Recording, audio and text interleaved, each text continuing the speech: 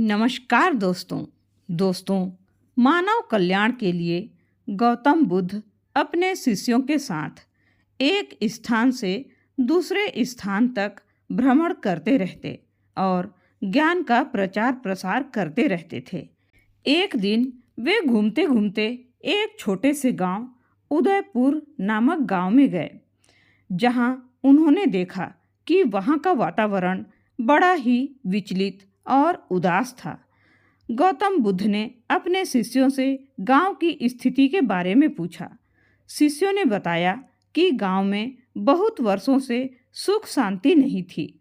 वहां के लोग असफलताओं से हताश हो चुके थे और उनका विश्वास यह था कि उनकी कठिनाइयां कभी समाप्त नहीं हो सकती। बुद्ध ने सोचा कि इस गांव में रहकर लोगों के मनोबल को बढ़ाने की आवश्यकता है। उन्होंने गांव के लोगों को एकत्रित किया और उन्हें एक कथा सुनाने का निश्चय किया। बुद्ध ने लोगों से कहा, क्या आप लोगों को लगता है कुछ भी संभव नहीं है, सब कुछ असंभव है? गांव के बुजुर्गों में से एक ने उत्तर दिया, भगवान, हम हर प्रकार की कोशिश कर चुके हैं, लेकिन हमारी समस्या कभी खत्म ही नहीं होती। यहाँ की भूमि बंजर हो चुकी है, फसल नहीं उगती, हमारे व्यापार ठप हो चुके हैं और हमारे बच्चे बीमार हो रहे हैं। ऐसा लगता है कि कुछ भी संभव नहीं है। बुद्ध ने मुस्कुराते हुए कहा, मैं आपको एक छोटी सी कहानी सुनाता हूँ। एक समय की बात है, एक युवक था जो असाधारण सफलताएं पाने का सपना देखा करता था। उसका विश्वास था कि वह कुछ भी कर सकता है। एक दिन उसने तय किया कि वह जंगल में जाकर एक शेर का शिकार करेगा और पूरे गांव को उसकी खाल दिखाकर प्रभावित कर देगा। युवक ने जंगल की ओर यात्रा शुरू की। जंगल में प्रवेश करने के बाद उसे महसूस हुआ कि यह कार्य उतना सरल नहीं है जितना उसने सोचा था। वहाँ कई कठिनाइयाँ थीं, घना जंगल, जंगली जानवर और अनिश्चित रास्ते। युवक धीरे धीरे हिम्मत हारने लगा। उसे एक साधु मिले जो उसी जंगल में ध्यान कर रहे थे। साधु ने युवक से पूछा, तुम यहाँ क्या करने आए हो? युवक ने बताया कि वह शेर का शिकार करने आया है, लेकिन अब उसे लग रहा है कि यह काम असंभव है। साधु ने हंसते हुए कहा, तुमने खुद से ही मान लिया कि यह काम असंभव है। कभी कभी असंभव सिर्फ एक भ्रम होता है। अगर तुम धैर्य और सही दृष्टिकोण से काम करोगे तो तुम वह भी कर सकते हो जो तुम सोचते हो कि असंभव है। युवक ने साधु की बातों को ध्यान में लिया और अपना काम जारी रखा। कई दिनों की खोज के बाद अंततः वह युवक एक शेर को ढूंढने में सफल रहा, परंतु तब उसे बोध हुआ कि शेर को मारना उचित नहीं है। उसने शेर को उसकी प्राकृतिक स्थिति में ही छोड़ दिया और गांव लौट आया। लेकिन अब वह बदल चुका था, उसकी सोच बदल चुकी थी। गांव लौटते ही लोगों ने पूछा, क्या तुमने शेर का शिकार किया? युवक ने कहा, नहीं, मैंने खुद का शिकार किया। मैंने असंभव को संभव करने का मतलब समझा। कहानी सुनाने के बाद बुद्ध ने गांव वालों से पूछा, तुम्हें क्या लगता है उस युवक ने असंभव को कैसे समझा? गांव के लोग चकित थे। उन्होंने सोचा कि शेर का शिकार ही सफलता होती, लेकिन युवक ने खुद की मानसिकता को बदला और यही उसकी सबसे बड़ी जीत थी। बुद्ध ने मुस्कुराते हुए कहा, जीवन में असंभव कुछ भी नहीं होता। असंभव वही है जो हम अपने मन में मान लेते हैं। यदि हम अपनी सोच को बदलें, धैर्य और समर्पण से काम लें, तो हम वह भी कर सकते हैं जो हमें असंभव लगता है। गांव के लोग बुद्ध की इस शिक्षा से प्रेरित हुए और अपने जीवन को एक नए दृष्टिकोण से जीने का निश्चय किया। उन्होंने अपनी समस्याओं को एक नए तरीके से हल करने का प्रयास किया और धीरे धीरे उनका जीवन बेहतर से बेहतर होने लगा। इस कहानी का सार यह है कि जीवन में असंभव जैसी कोई भी चीज़ नहीं होती। यह केवल हमारी सोच पर निर्भर होता है, जो हमें सीमित कर देती है। जब हम अपनी सोच को बदलते हैं और पूरी निष्ठा के साथ प्रयास करते हैं, तो असंभव भी संभव हो जाता है। गौतम बुद्ध की शिक्षा ने गांव वालों के भीतर एक नई ऊर्जा का संचार कर दिया था। लेकिन इस कहानी का प्रभाव एक व्यक्ति पर विशेष रूप से पड़ा। वह व्यक्ति था एक युवक किसान जिसका नाम था उदय।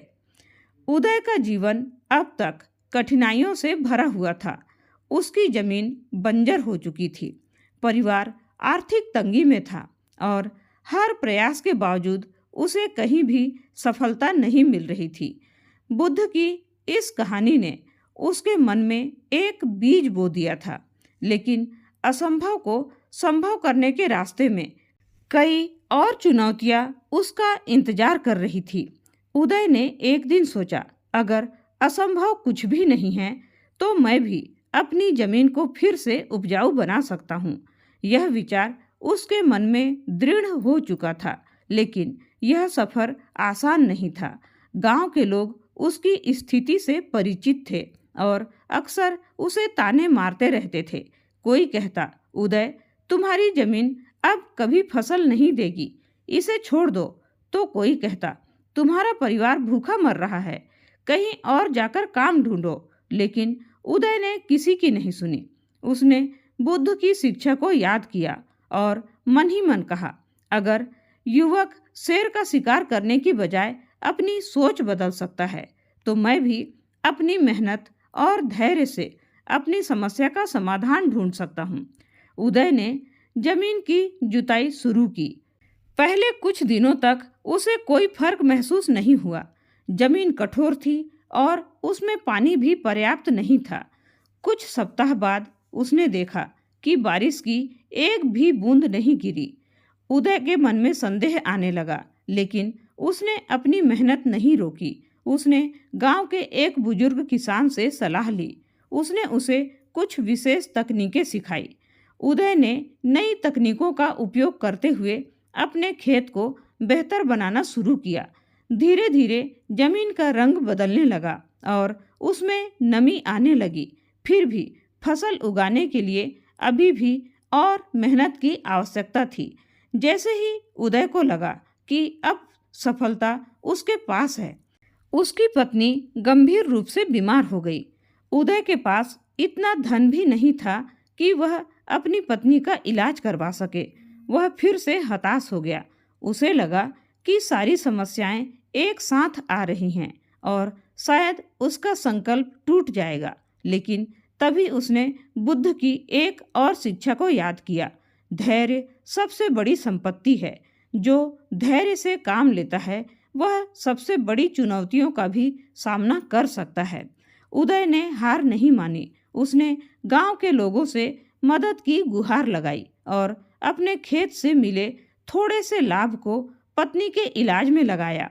गांव के कुछ लोग जो पहले उसे ताने मारते थे, अब उसकी मेहनत देखकर उसकी मदद के लिए तैयार हो गए। उदय को महसूस हुआ कि जब हम पूरी ईमानदारी और समर्पण से काम करते हैं तो जीवन में हर परिस्थिति का हल मिल जाता है, चाहे वह कितना ही कठिन क्यों ना हो। कुछ महीनों बाद उदय की मेहनत रंग लाई। उसकी जमीन से पहली बार फसल उगने लगी। जो जमीन कभी बंजर थी वह अब हरी भरी हो गई थी। यह केवल उदय के लिए ही नहीं बल्कि पूरे गांव के लिए एक चमत्कार था। लोग उसे देखकर प्रेरित हुए और उन्होंने भी अपने जीवन में बदलाव लाने का प्रयास शुरू किया। उदय की पत्नी भी धीरे धीरे ठीक हो गई। उसकी आर्थिक स्थिति सुधरने लगी और वह गांव के सबसे सफल किसानों में से एक बन गया। लोग अब उसे ताने नहीं मारते थे, बल्कि उसके संघर्ष और समर्पण की प्रशंसा करते थे। जब उदय ने सफलता प्राप्त की तो उसने गौतम बुद्ध से मिलने का निर्णय किया। वह बुद्ध के पास गया और उन्हें अपनी पूरी कहानी सुनाई कि कैसे उसने असंभव को संभव बनाया, कैसे उसने धैर्य और दृढ़ संकल्प से अपनी कठिनाइयों का सामना किया।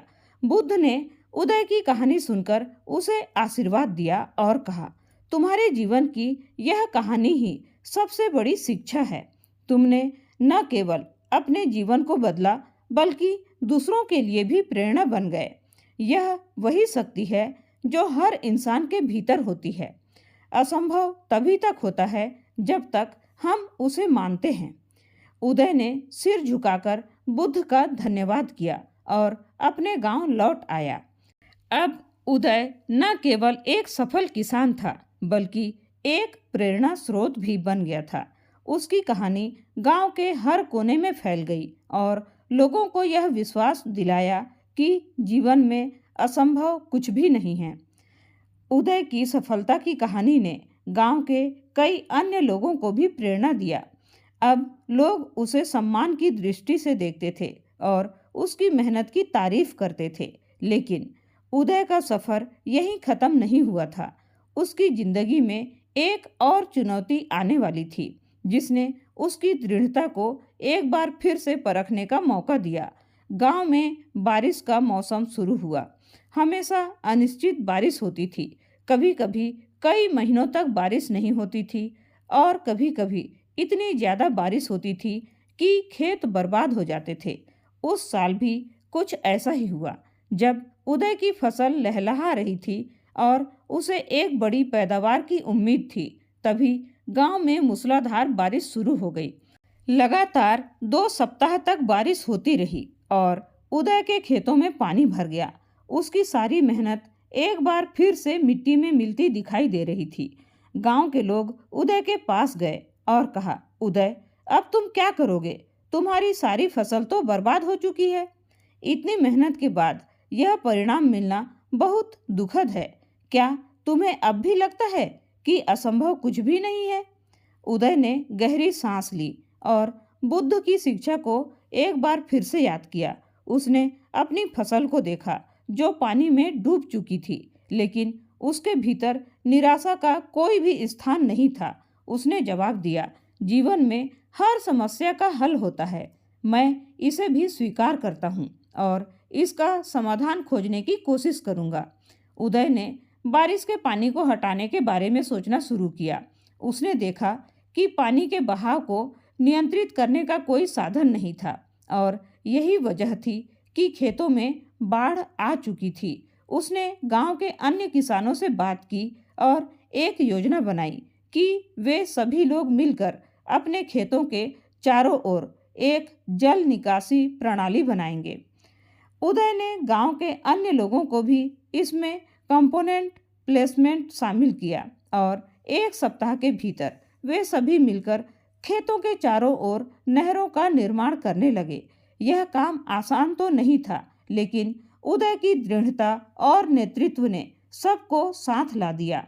धीरे धीरे पानी खेतों से बाहर निकलने लगा और जमीन फिर से सूखने लगी। नहरों का निर्माण सफल रहा, लेकिन उदय की समस्या अभी भी खत्म नहीं हुई थी। बारिश रुकने के बाद जब खेतों में फसल फिर से उगने लगी तो एक और अप्रत्याशित घटना घटी।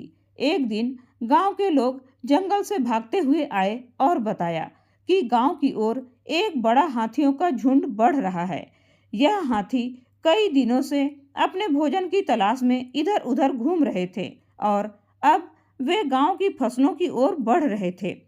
उदय के मन में डर था कि अगर हाथी उसके खेतों में आ गए तो वे उसकी फसल को पूरी तरह से नष्ट कर देंगे। लेकिन उसने तुरंत निर्णय लिया कि वह हार नहीं मानेगा। उसने गांव वालों से कहा, हमें सब मिलकर कुछ करना होगा। हाथियों को हमें नुकसान पहुंचाने से रोकना होगा। उदय ने गांव वालों के साथ मिलकर एक योजना बनाई। उन्होंने जंगल के रास्ते में आग जलाने का फैसला किया ताकि हाथी उस रास्ते पर न आए। साथ ही उन्होंने तेज आवाजें निकालने के लिए बर्तन और ढोल नगाड़े इकट्ठे किए, जिससे हाथी डरकर वापस चले जाएं। रात होते ही जब हाथी गांव की ओर बढ़ने लगे, तब उदय और गांव के लोग अपनी योजना के अनुसार काम करने लगे। उन्होंने आग जलाकर जंगल के उस हिस्से को रोशन किया जहां से हाथी आ सकते थे और जोर जोर से ढोल पीटने लगे। यह योजना कारगर साबित हुई। हाथी डरकर वापस जंगल की ओर भाग गए और गांव की फसलें सुरक्षित रह गई। उदय की समझदारी और साहस ने एक बार फिर से गांव को संकट से उबारा। उसकी मेहनत, दृढ़ता और नेतृत्व की भावना ने उसे गांव का एक सफल नायक बना दिया था। अब गांव के हर व्यक्ति ने यह मान लिया था कि उदय की तरह वे भी अपने जीवन की हर समस्या का समाधान ढूंढ सकते हैं। उदय की कहानी ने यह सिद्ध कर दिया था कि जीवन में कोई भी चुनौती आए, इतनी बड़ी नहीं हो सकती कि उसे हल न किया जा सके। उदय ने बुद्ध की शिक्षाओं को केवल सुना ही नहीं, बल्कि उसने अपने जीवन में उन्हें अमल में लाकर साबित किया था। उसने हर मुश्किल को एक अवसर के रूप में देखा और अपने जीवन में आने वाली हर कठिनाइयों का डटकर सामना किया। उदय की प्रेरणा से गांव के लोग अब पहले से भी ज़्यादा सकारात्मक और आत्मनिर्भर हो गए थे। उन्होंने अपनी सोच को बदला और समस्याओं को हार मानने की जगह उसका समाधान खोजने की ओर ध्यान दिया। गांव में अब केवल उदय की ही नहीं, बल्कि कई सफल किसानों की कहानियां बनने लगी जो उसकी तरह समस्याओं से निपटने के लिए तैयार थे। गांव के लोग अब एकजुट होकर काम करते थे। उन्होंने नई तकनीकों को अपनाया, जल संचय के लिए बड़े पैमाने पर काम किया और जंगल से आने वाले खतरों से निपटने के लिए गांव के चारों ओर सुरक्षा का बंदोबस्त किया। अब यह गांव एक आदर्श उदाहरण बन चुका था कि किस प्रकार एक व्यक्ति की सोच और मेहनत पूरे समाज को बदल सकती है। उदय की कहानी ने यह सिखाया कि जीवन में असंभव कुछ भी नहीं है, लेकिन यह केवल सोचने से संभव नहीं होता, बल्कि हमें अपने विचारों और नज़रिए को सही दिशा में लाना होगा। कठिनाइयाँ आएंगी, समस्या आएंगी, लेकिन हर समस्या के साथ एक समाधान भी होता है। गौतम बुद्ध ने जगह जगह जाकर यही शिक्षा दी कि असंभव कुछ भी नहीं है, बशर्ते हम अपने मन की बाधाओं को पार कर सकें। उदय ने भी यही किया। उसने अपने मन की हर बाधा को पार किया, धैर्य से काम लिया और अपने जीवन को एक नई दिशा दी।